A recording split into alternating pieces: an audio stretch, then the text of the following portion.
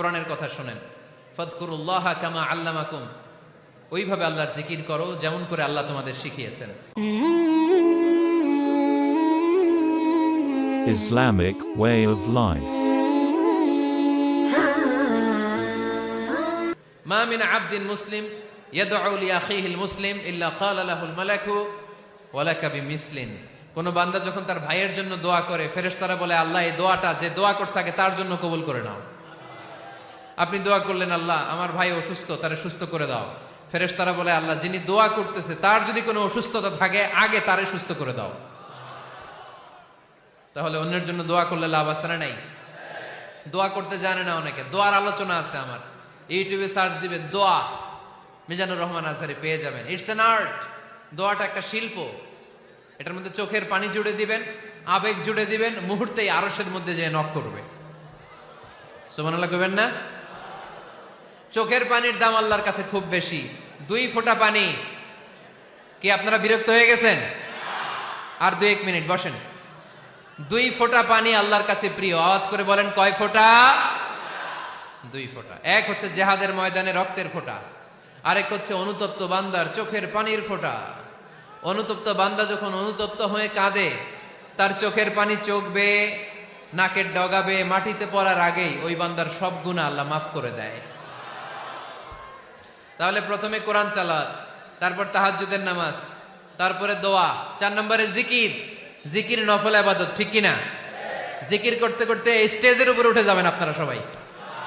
পারবেন কারা কারা? হাত তোলেন।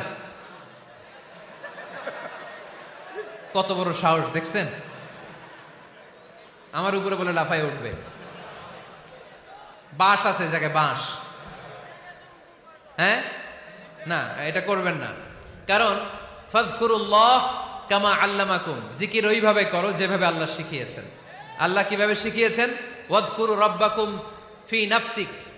দেখেন জিকির করার পদ্ধতি কোরআন থেকে শুনেন। মনে মনে করো, তাদাররুআন সবিনয়ে করো, খিফাতান ভীত বিহবল চিত্তে করো, দুনাল জাহরি মিনাল কওল অনুচ্চ স্বরে, বেশি আওয়াজ করে লাফালাফি করো না। এটা হচ্ছে জিকির করার পদ্ধতি। জিকির করার পদ্ধতি আল্লাহর হাবিব শিখালেন। আহাব্বুল কালামি ইলাল্লাহি আরবাআ, আল্লাহর কাছে সবচেয়ে প্রিয় কথা কয়টি? 1 নাম্বার সুবহানাল্লাহ, 2 নাম্বার আলহামদুলিল্লাহ, 3 নাম্বার লা ইলাহা ইল্লাল্লাহ, 4 নাম্বার আল্লাহু আকবার। এর চেয়ে শ্রেষ্ঠ জিকির আর হতে পারে? আবার আল্লাহর হাবিব সাল্লাল্লাহু আলাইহি ওয়াসাল্লাম বললেন মান ক্বালা লা ইলাহা ইল্লাল্লাহ দাখালাল জান্নাহ। একবার লা ইলাহা বলে যে মরতে পারবে তার জন্য জান্নাত ওয়াজিব করে দিবে কে? আল্লাহ। এই জিকিরগুলো করবেন হাতের গিড়ায়, আঙ্গুলের গিড়া আছে না? ডান হাত তোলেন তো, এরকম গিড়াগুলো দেখান তো আমারে, এইভাবে সুবহানাল্লাহ সুবহানাল্লাহ সুবহানাল্লাহ। এটা সুন্নাত, পারা যাবে?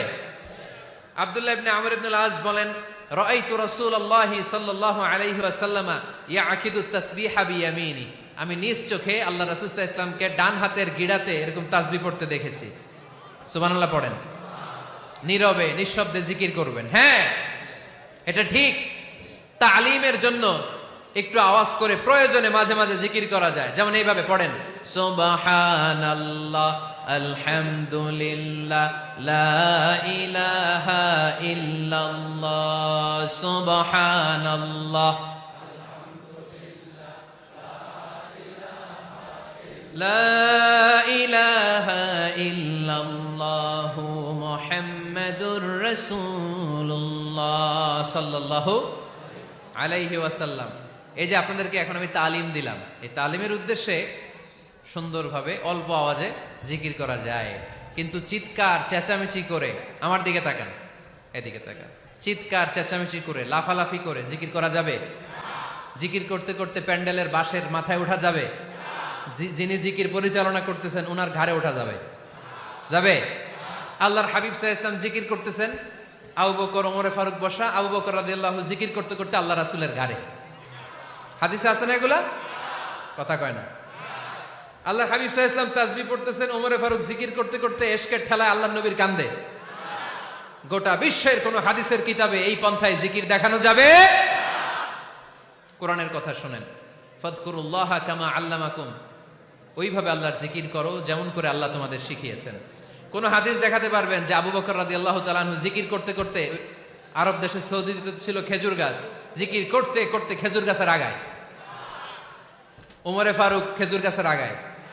এগুলো পেলেন কোথায়? কেন এগুলো করেন? আল্লাহর হাবিব সাল্লাল্লাহু আলাইহি ওয়াসাল্লাম না, আল্লাহর হাবিব সাল্লাল্লাহু আলাইহি ওয়াসাল্লাম যেভাবে জিকির শিখিয়েছেন আমরা ওইভাবে করব। বরকত দিবে কে?